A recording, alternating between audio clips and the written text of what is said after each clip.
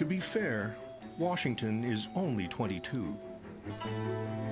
Ambitious and a little naive, he doesn't realize he's about to become a pawn in a chess game he doesn't understand. They are here.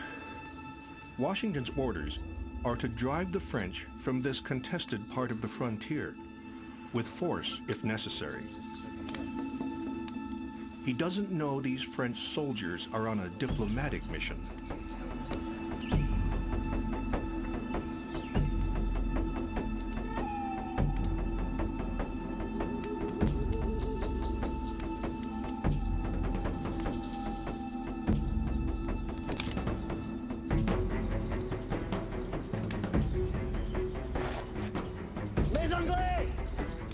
The eager young major doesn't take the time to find out what the French are after.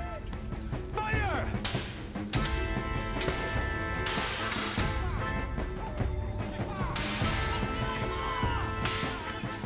It's George Washington's first taste of battle, and he likes it.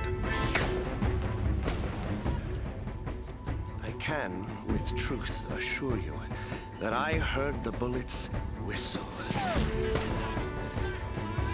Believe me, there was something charming in the sound.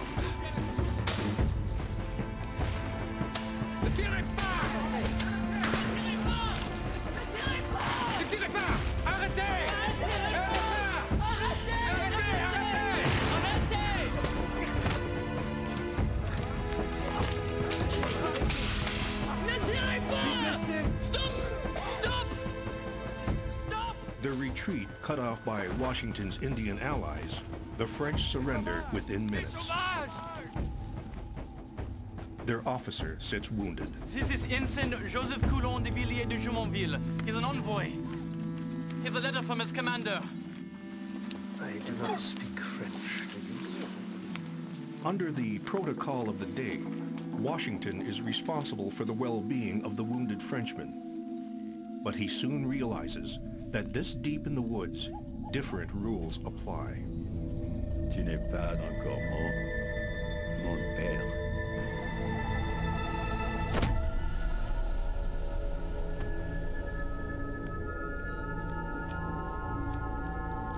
It turns out this Indian leader, known as the Half-King, has his own agenda. Within minutes, the Half-King's warriors plunder the French camp, scalping the dead and wounded before they leave. The massacre is not an outcome Washington expected, nor could he have foreseen the consequences. This incident will trigger an all-out war for North America that soon spreads around the world. We call it the French and Indian War. The publisher of the Pennsylvania Gazette has a vision of North America's future. One language, one religion, one nation, English and Protestant. There are 1 million people in the American colonies, and Benjamin Franklin is convinced they will grow to dominate the continent.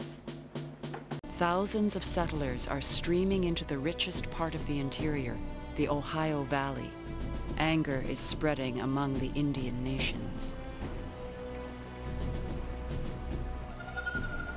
We have great reason to believe you intend to drive us away and settle the country.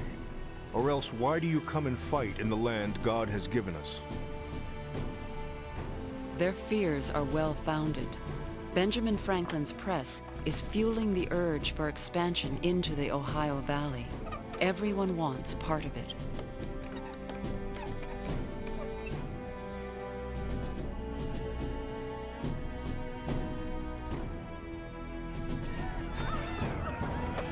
But in the summer of 1755, the American push is crushed by the Indians and the French.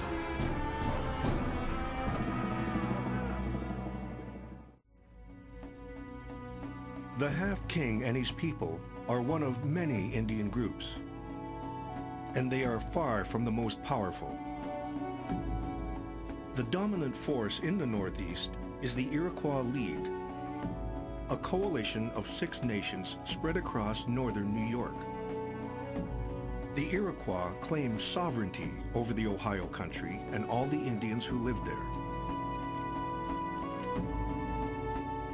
Technically, they haven't authorized the Half-King to make an agreement with the British. So if he goes ahead and does it anyway, he'll be asserting his independence from the Iroquois League. In fact, he's called the Half-King because of his limited authority.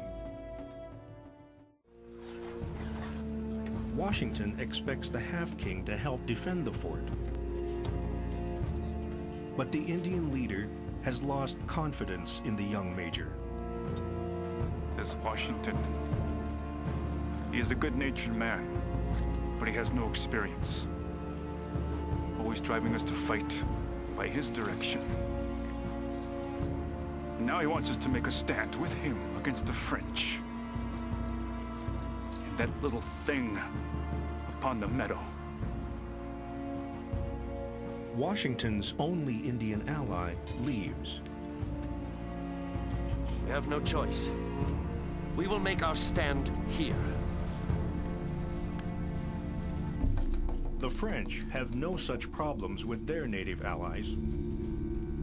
They arrive accompanied by 100 Shawnee, Mingo, and Delaware warriors. About 9 o'clock on the 3rd of July, the enemy advanced with shouts and dismal Indian yells. Washington intends to fight face-to-face in the field, European style. But the French and their Indian allies don't cooperate. They then, from every little rising tree, bush, stump, and stone, kept up a golden, constant fire, which we returned as best we could. Till late in the afternoon, when there fell the most tremendous rain that can be conceived.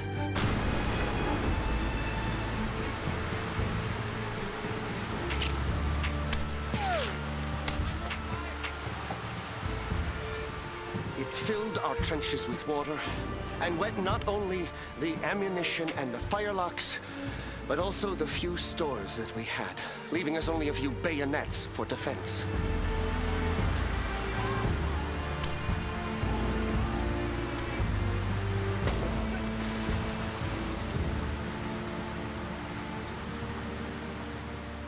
By nightfall, the situation is hopeless.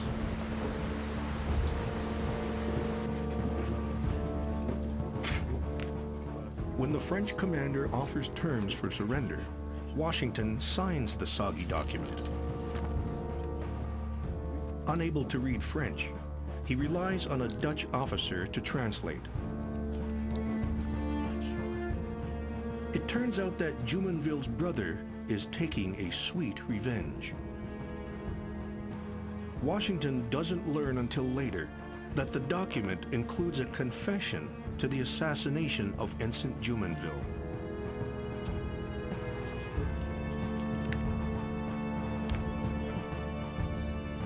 The morning after the battle, the victorious French allowed Washington to retreat towards Virginia with his wounded and tattered troops. Word of his defeat spread quickly. This was not the kind of fame the young Washington had been seeking. The date, oddly enough, was the 4th of July, 1754.